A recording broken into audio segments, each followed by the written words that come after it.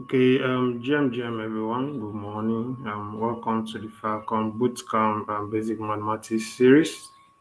Please confirm if you can hear me. Yes, we can hear you. Okay, thank you very much. Thank you very much. So, yeah, good morning, guys, once again.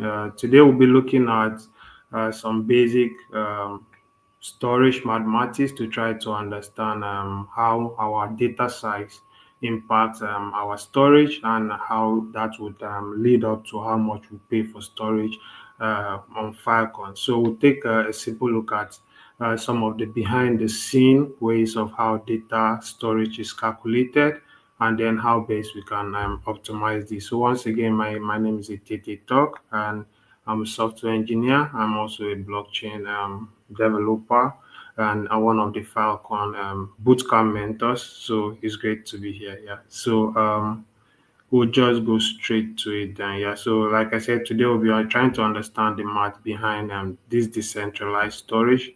So first of all, let's take a look at some basic storage units to kind of like understand how these things are really calculated. So yeah, so basic storage unit, of course, a kilobyte tantamount to about 1024 bytes. Remember that actually bit is the smallest unit, but most computers nowadays, of course, they understand or calculate their memory slots in bytes.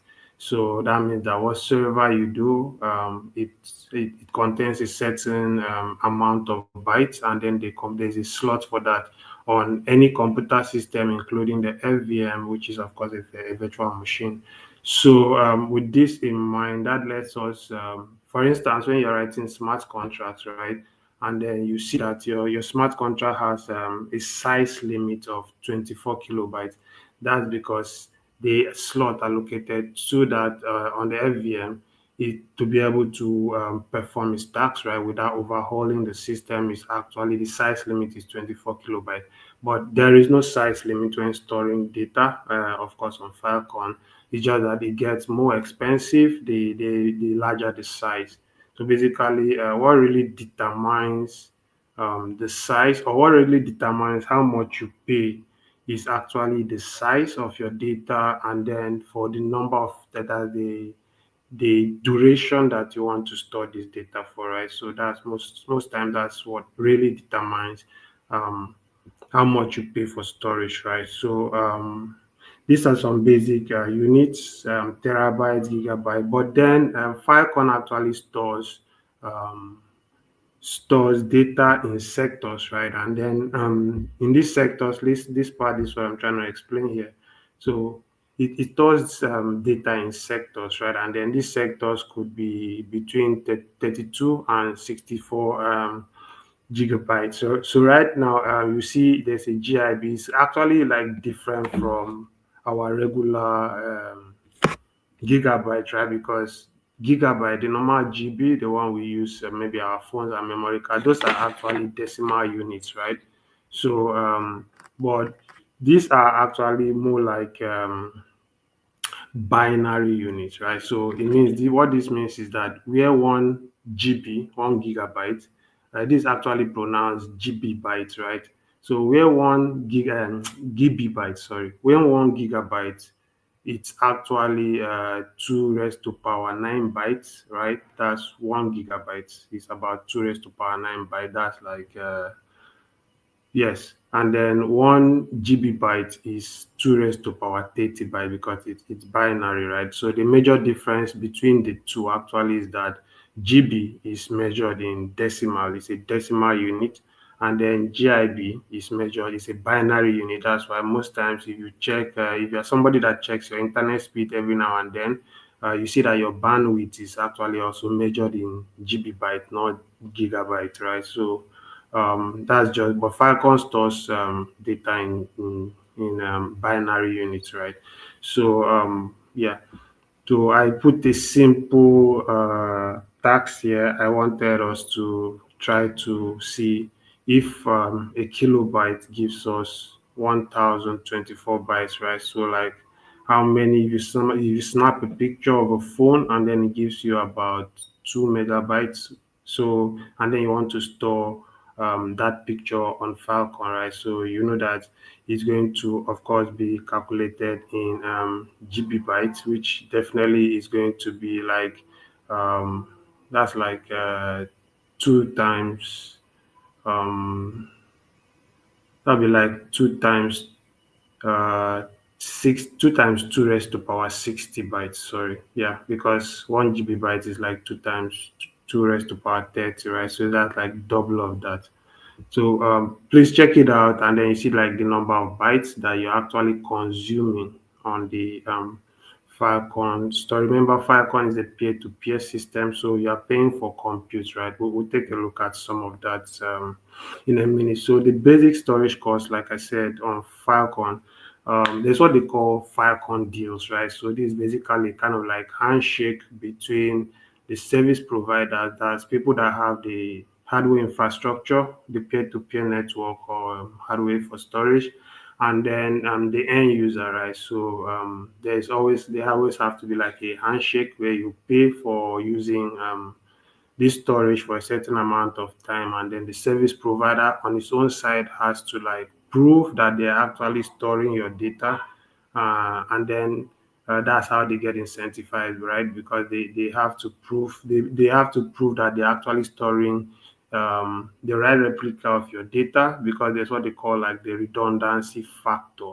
So this is specified by the user when you say store data on Filecoin. So this means that you want your data to be replicated. For instance, if you have like an RF of maybe five, right? So what this means is that you want this data to be replicated 5 times across the network, right? So what this means also is that if you are storing, for instance, 50 gigabyte of data, and then your RF is like five, so you're actually consuming about 250 gigabytes, right? So that's how much you pay for given the timeline.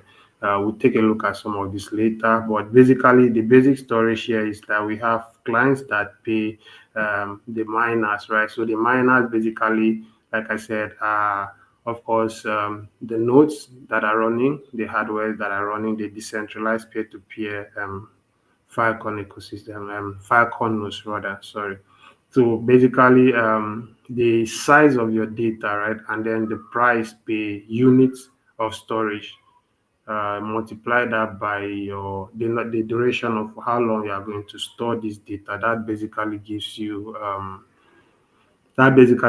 like how much in fuel you are going to pay for that storage, right? So basically there's the storage deal, which I will explain a bit later. And then there is the data splitting. So we are already aware, if you're not, Falcon actually utilizes the IPFS, which basically allows for splitting data into content addresses. So basically, in the traditional sense per se, right?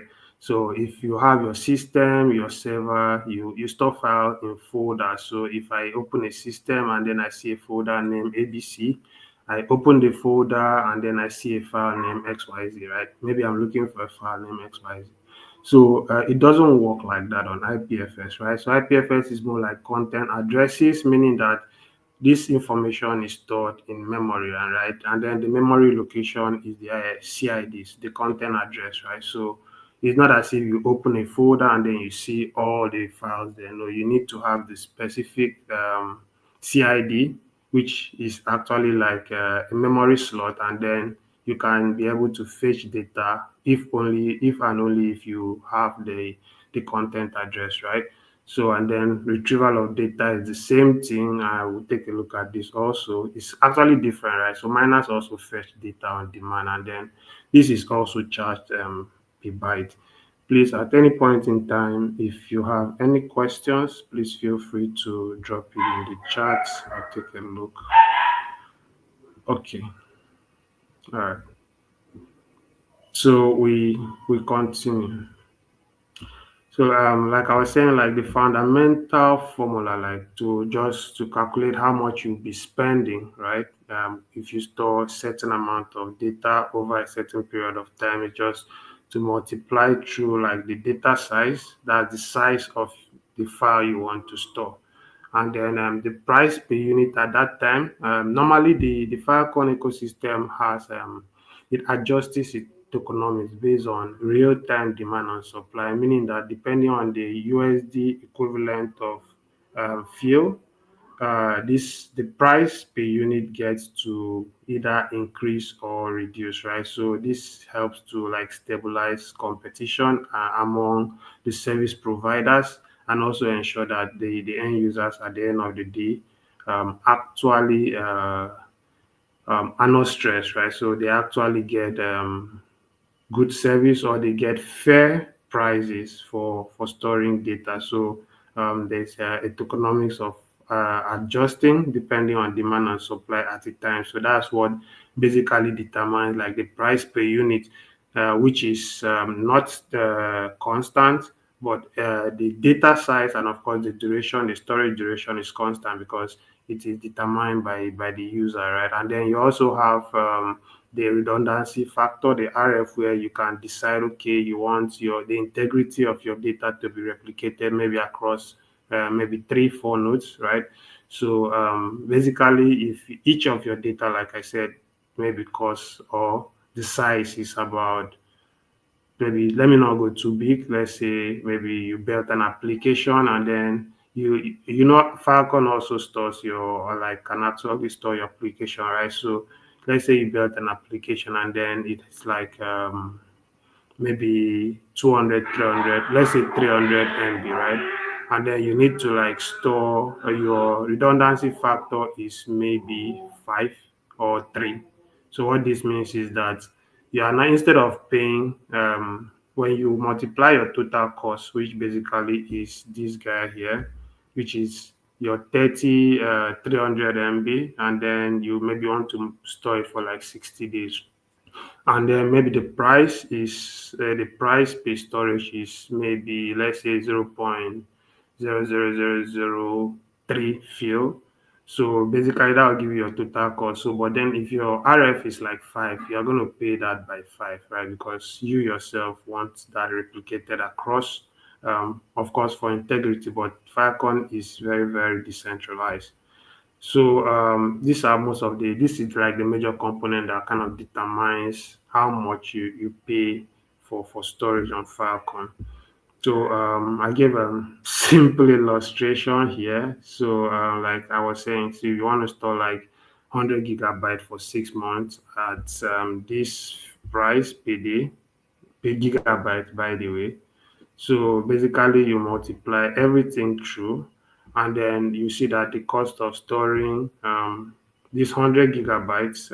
By the way, this is the price per day is actually an assumption. I assume this, so it might be different as of the time you try to store data, right?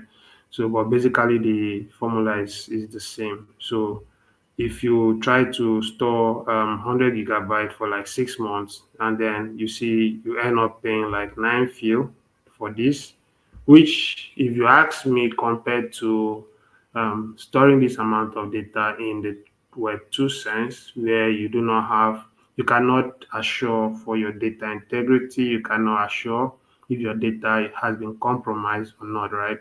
So, but this gives you like full access and ownership of your data, and at a very fair price, if you ask me.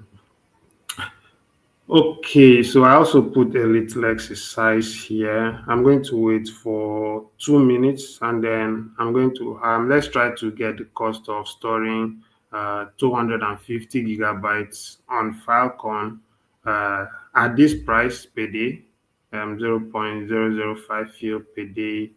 Let's try to get that cost, and then just 2 minutes. Let's see who gets it. Feel free to drop it in the chats. Okay. So for 2 minutes, let's see. So we're storing 250 gigabytes for 1 year. Remember, 1 year is 12 months, right? So and remember that 12 months you have to multiply by 30 days, right? To give you the number of days. So let's see who has it. Let me check the chat a minute. Okay. All right. So 2 minutes, 2 minutes. 2 minutes, 2 minutes. Let's see. Anyway, let's continue, right? So I hope you do get the answer. It's pretty much straightforward. So we are going to multiply our 250 gigabyte. First, we multiply our 12 months by 30 days, and we have the number of days. And then we just multiply that and by the price. This is the price of storing 1 gigabyte per day, and this is the size we are storing, right? Rather, this is the size 250 this time. And I hope that's pretty much straightforward. Okay, so yeah, the data redundancy I was talking about. So we have the replication factor, like I said. So this determine like the number of copies of data that you want to store across the network, right? So basically, it's very flexible because Falcon actually allows the user to determine the replica factor when they store their data, right? So it gives you like total complete control over your redundancy level. So, like I was trying to explain earlier, if you have like a replica factor of 3, so that means that it signifies that 3 copies of data are stored across the network. And then, but basically, what does this mean? Does this mean that we just create a copy of like for instance, somebody running a node will just create 3 copies and then you have to pay like that? No, it's not, because for every file stored on the Filecoin, every miner has to prove, right? So when they store the data, they have to generate 2 proofs. The first proof is that they have to prove that they are actually storing the data, right? And then they also have to prove that they are storing this data across the timeline duration. Now, for each data replicated, it's unique, right? So it's not as if you copy a node. A miner cannot just copy. Maybe let's say it stores one of the file and then copies that file multiple times. No, it's going to store 3 replicas of that file because the user has maybe the user is paying for a redundancy or replication factor of 2 or 3. So that means that you're going to store the original documents, like you're going to store it 2 or 3 times, and then you prove it. You are going to prove that you are actually storing this with the proof of proof of space-time, and then there is also this proof to determine that you're actually storing this data, right?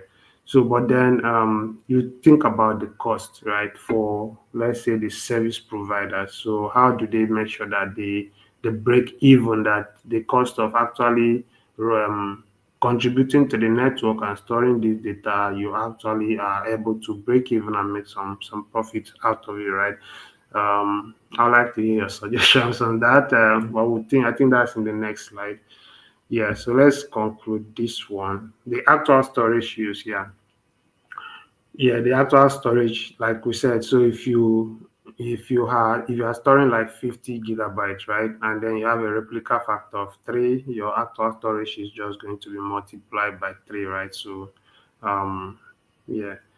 Just this is something here. So if you have like 50 gigabytes, your replica factor and it's 3. So that means that you're actually going to be paying for 150 gigabyte space. So those are some of the ways that this is calculated. So storage efficiency, this is more on like on the service provider side. So basically, people provide service. That means they are running hardware. That means they are updating the software, or running hardware that are running the Firecon software, and then keeping that software updated.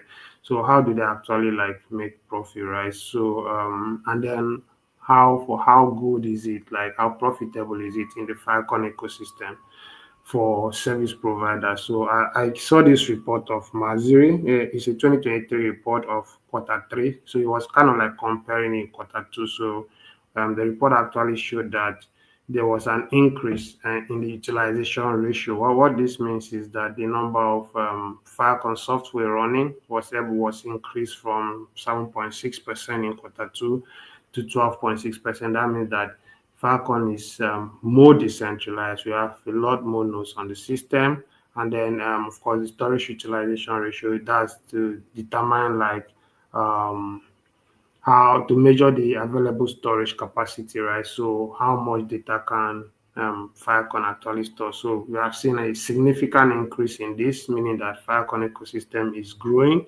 So of course, if you want to be a service provider, you can also get your hardware on the Filecoin software, and then you can also be from the business side of things, right? So the cost efficiency, which I was talking about when I was talking about breaking even, is like when your total cost you divide it by your usable storage, right? So if you are running a hardware, what this means is that if you are running a hardware and then people are not actually storing data on your hardware, or people are not storing data on the Filecoin network, but then you are contributing to the Filecoin net, that means you are just having space without utility, right?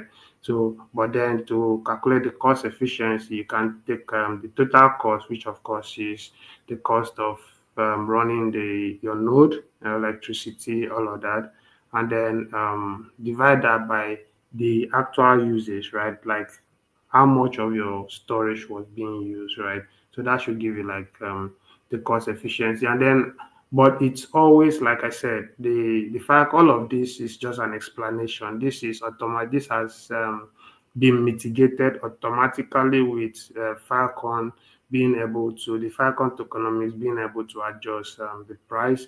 Sorry, not the price, to adjust the cost of storage per day in terms of gigabyte based on the real-time value of USD to fuel, right? So it kind of like adjusts based on demand and supply. So this automatically takes care of all of this cost efficiency thing and break-even point where the cost of running the node is higher than the cost of is higher than the revenue. So this is automatically adjusted such that the break-even point is always there and you always on the profit side of things as a service provider.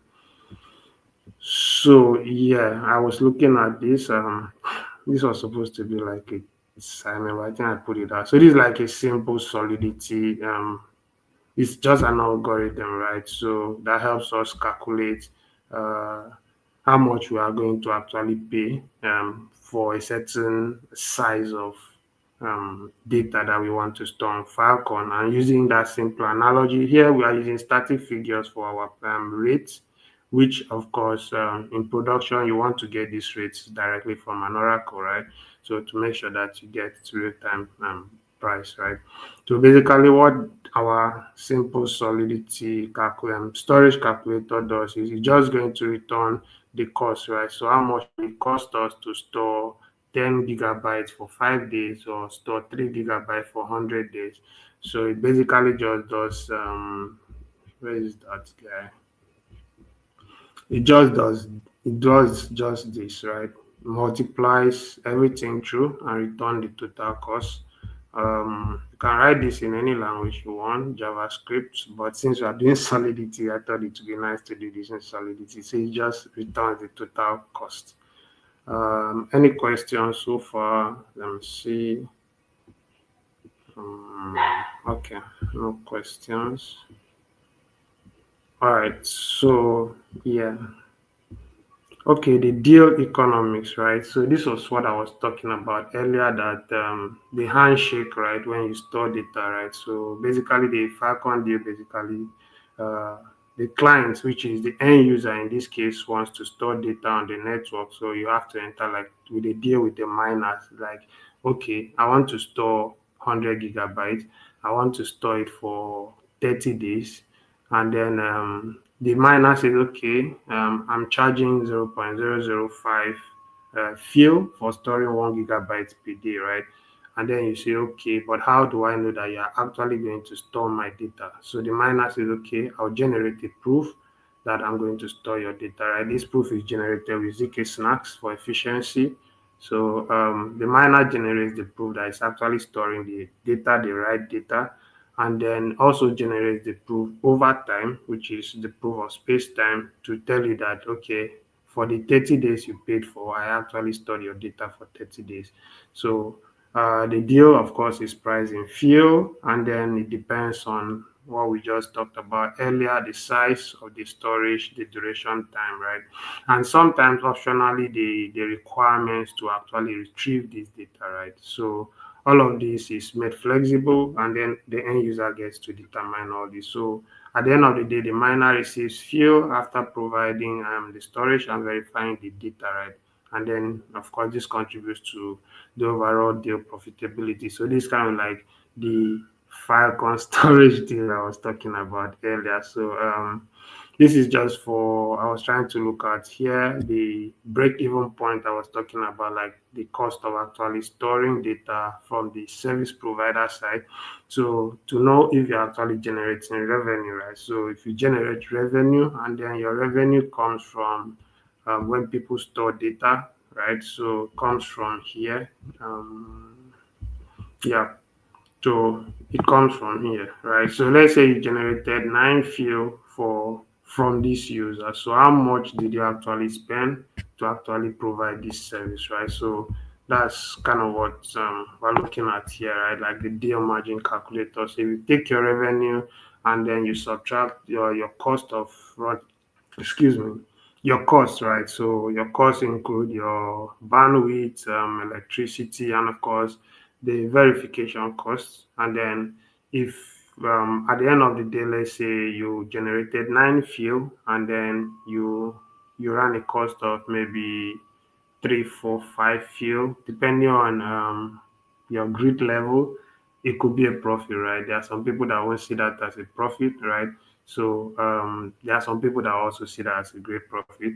So that's kind of it. So if you like receive 100 fuel for a deal and it costs you 70 fuel, so you made like 30 fuel. So like I said, depending on the grid level of the individual, it could be either I made a profit or this is not good for me. So yeah, but basically the Falcon tokenomics automatically adjusts this in real time. So you would always be in the positive side as a service provider. And then this break-even analysis is mostly very critical for when to like set a minimum deal duration. For instance, if you store a data, for instance, let's say you store data for at a certain price per day, let's say 0.002 fuel, and then you are storing it, the user is storing it for let's say 200 days, and then the user pays makes some payment, but it actually costs you more. Like if the data was stored for maybe 30, 60 days, maybe it would have been a win for you. But if it extends beyond the 30, 60 days, you're now running a loss as a service provider, right? So those are why is that this why the break-even analysis is important. But like I said, this is automatically adjusted in the field tokenomics that sets the price per day, right? So you mostly have nothing to worry about here, but it's very good to generally to have an idea of how things work behind the scene. So yes, I have a simple assignment here. So I'll also share this in the group. Basically, you create your own calculator. Feel free to use any programming language, and then just say we've done one, which calculates the total cost. So we just need to add more features. Maybe add a feature to add a redundancy level for users and stuff like that. Compare price between providers if you can. Yes, I think that's pretty much it from me, guys. So I'll be taking questions now. Any questions?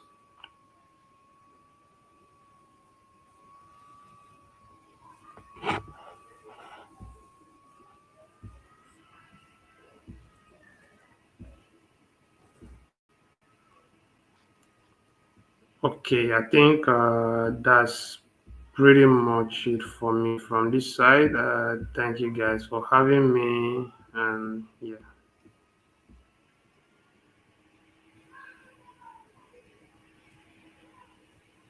Ayomide, Kunle, can anyone hear me?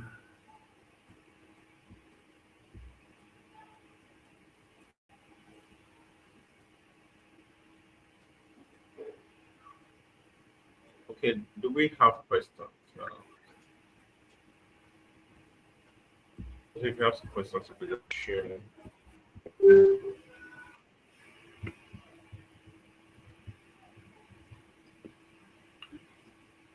Yeah, Silicon system.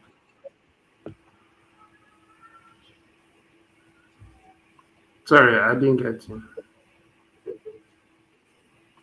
No, I'm asking the student if they have a question to Oh, follow up on this. okay.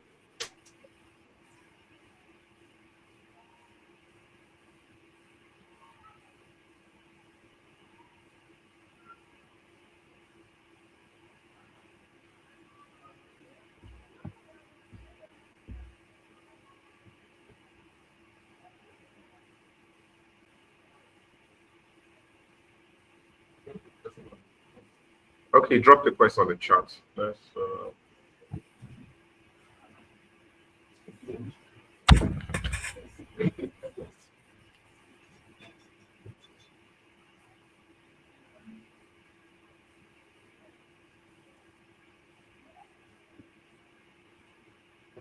And then can you explain the cost storage again? The core storage. Can a Nigerian have access to create a storage facility? I didn't get that question. Can in Nigeria Have access to create a storage facility? on Filecoin?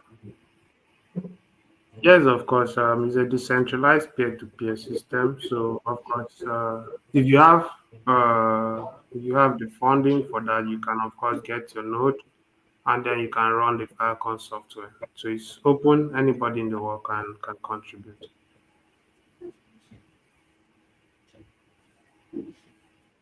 I hope that answered the question. Okay. Uh, Um, yeah, I think that's fine. It's a decentralized world as long as you have resources, you can run a file on node. And you can start storage facility business as well. Um, Rawa is asking, can you explain the current? can I explain the current? Sorry, I lost you for a second. Can you explain the cost storage again? The core storage. Okay, okay. So basically, how data is stored on Falcon, right? So like I said, there is always the handshake thing, right? So behind the hood, there is IPFS, of course, which is very vital in storing and retrieval of data, right? In the peer-to-peer, in the decentralized peer-to-peer system. So uh, the IPFS is very eccentric to that. So, but then with Falcon, what happens is that when you store data as a user, right? So you pay the miners, right? You pay the miners. So the miners are basically nodes, people that run the nodes, right? So they have two things to do. They store your data and they retrieve your data, right? So your data for storage, when you store, what happens is that you store a certain amount, or let's say a size, a certain size of data, right? So depending on your size, the size of your data, and how long you want to store this data for, right?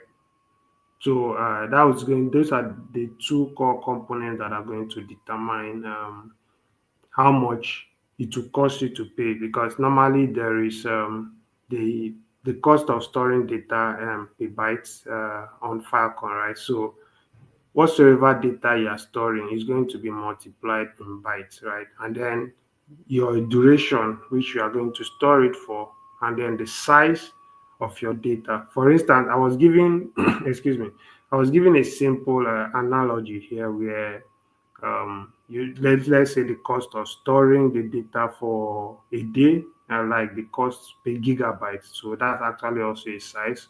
And then gigabyte is 10 raised to power 3 bytes, Abi. Yeah, gigabyte is 10 raised to power 3 bytes. So if you have like 10 gigabytes, right? So that means you are going to store, no, it's actually 1024 times 10 raised to power 3, sorry. So if you are storing like 10 gigabyte of data, right? So what this means is that you are storing 10 times 1 times 1024. in bracket times 10 raised to power 3 bytes of that data, right? So the size of this your data with the price per day for storing in units, maybe in byte or in gigabyte, as the case may be, with the duration of how long you are storing it for determines how much you are going to pay. And then when you make this payment, the miners themselves, they have to prove that they are actually storing this data. So there are actually two basic proofs. There's a proof that determines that they are actually storing the right data. They're storing the not a copy of the data, but they are storing the data.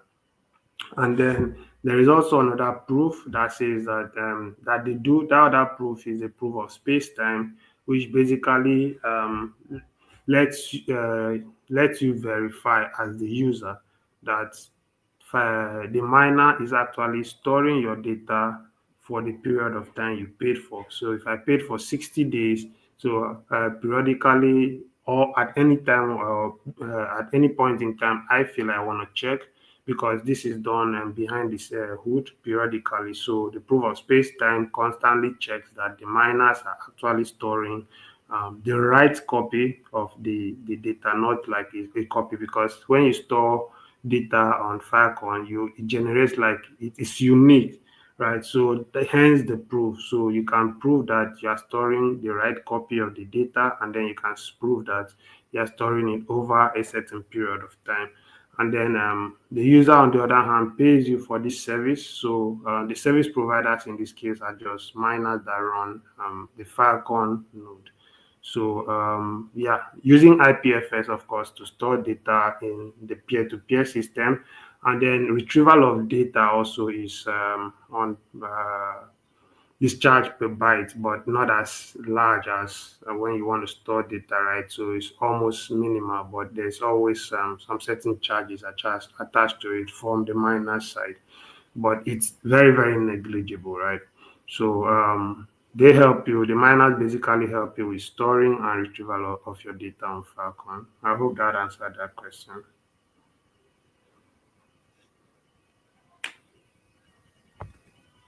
And then when storing data on Filecoin per se, I was explaining the other part that it's not like a file system, right? So what we have in our regular computers or servers is just a folder system, right? Be it Linux or Windows or Mac. You have a folder system where if I'm searching for an item, I can go through folders, right? So if the item is even in like folder 3, let's say I'm looking for item X, and item X is in a folder that is inside a folder that is inside a folder. In the folder system, I can open those folders, and when I open it, I'll see other folders. I can check and look for what I'm looking for, right, till I find it. I can open as many folders, go back and forth, which is good and efficient. But then with the content address system, which of course IPFS implements, data is stored in memory, right? So this memory is a location, right? So it returns like that's why you have content addresses like CIDs. So your data is not stored inside a folder that is inside a folder. It's stored in a memory, and then only you have the content address of that memory, right? So your CID is like uh, a link that says like that takes you basically to where the data is stored, right? Because remember, it's a peer-to-peer system, right?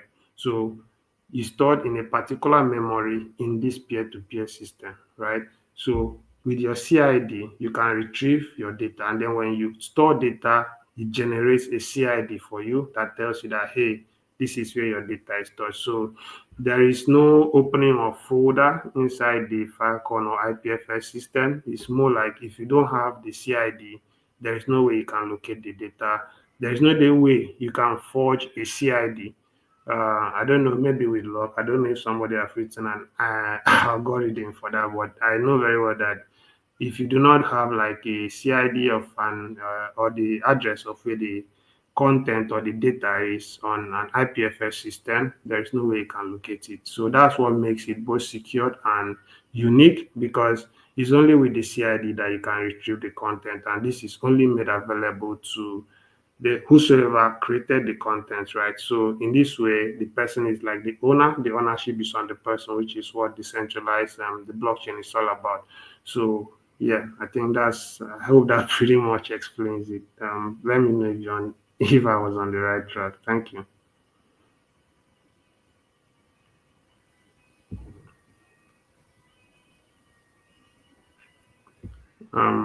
Any other questions?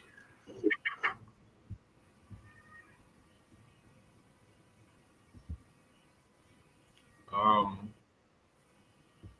okay. So how does the storage cost relate to gas value in an application programs? Well, the storage cost, well, as you can see, if you have like higher, if the size of your application, for instance, right, if the size of your data is large and you're storing it for a long, extended period of time, it's going to cost you more.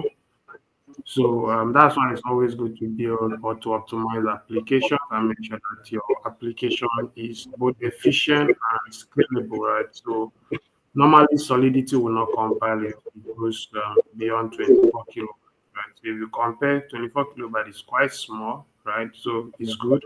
But then when you're storing data, especially data that comes with application, right? So you need more memory. So I'll say that the larger your application, the larger you are going to pay, or the more you are going to pay.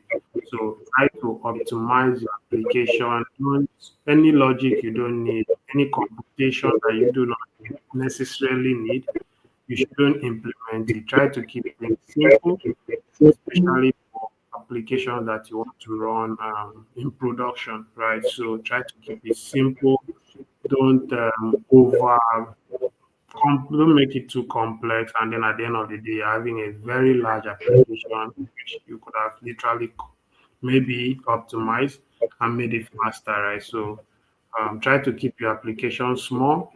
Even the data generated from your application, try to optimize it, clear out what you don't need, store only what you need, and that way you can optimize your storage. Yeah.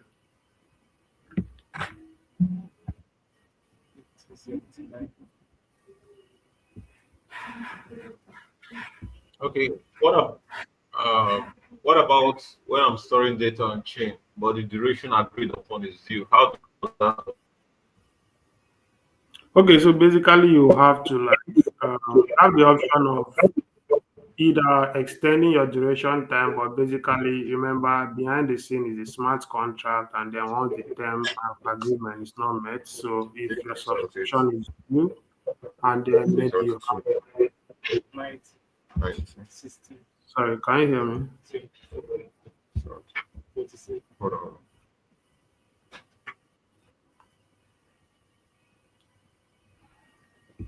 Um, what about when I'm storing data on chain, but the duration agreed upon is due? How does that work? Yeah, so you basically have to subscribe. Sorry. You can extend your duration, but if as of when you not extend, basically I think 57, it's a smart contract, so you might lose your 54, data. 45, Right? You might completely lose your data. So yeah.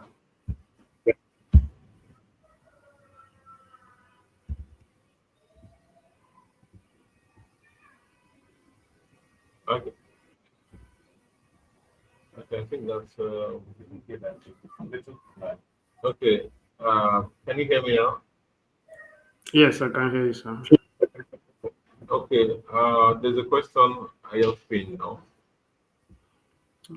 Yes, that's what I Can you was see? looking at. What about when I'm storing data, but the data agreed upon is due? How does that work? So, like I said, behind the scene, right, is a smart contract. So you can always extend your duration, right?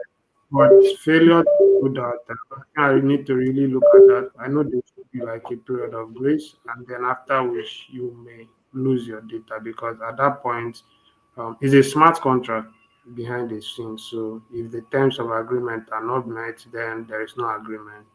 So you might lose your data. So basically, yeah. So try to ensure that you pay for, like, but you can always extend your days. That's the good thing. You can always extend the days. Yeah, you can pay for years. I mean, no people store data yearly and then they subscribe yearly. Yeah.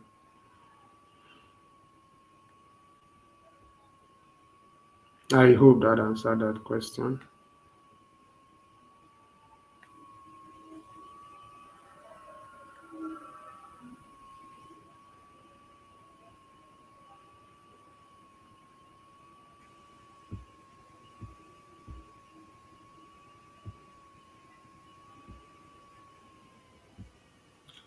Okay. Do you have any more questions? Your miss go high.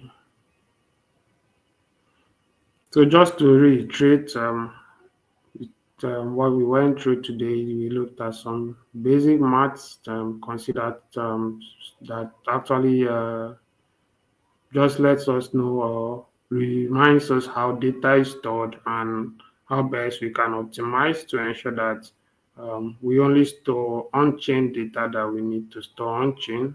It's not compulsory to store all your data on-chain, but just make sure that the vital data that you need in your application is actually stored on-chain. So for optimization also, try to make sure that you optimize your applications, and also by optimizing, simply keep it simple, right? Like don't run a loop where you don't need to. Don't loop through an array when you can easily use a mapping, So those are some of the things.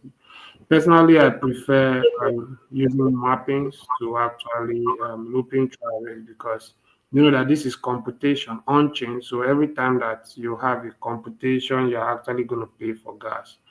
And then at the end of the day, it's your end users, because they are the ones that are going to use your application. So if your application becomes too expensive to use, no matter how good it is, or no matter how well the idea may be formulated and implemented, um, you might still have users that would not actually be comfortable using the application simply because it's expensive to use. Okay. Does a user need a third party to retrieve data from the chain? So basically, if you have your content address, you basically retrieve your data by yourself. You don't really need a third party. But then there are also third party services that allow for some of these services, like IPFS services, retrieval of data. But then you still need to pass in your content address. So with your content address, you should be able to retrieve your data by yourself. But there are also third parties that offer this service.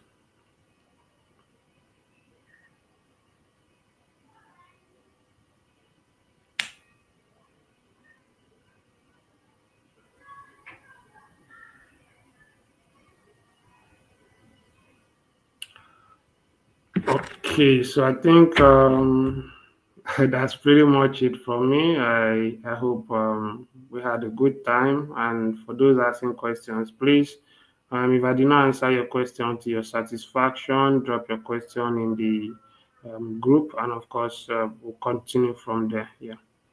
Thank you very much for having me.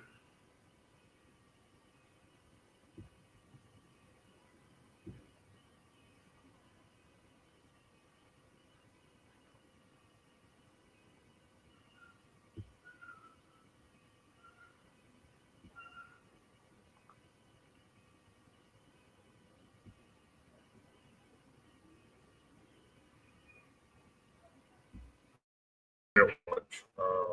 Tete. So, guys, uh, check the Telegram on the slide. Take your time to digest it. So, it's going to a break. So, then see you later.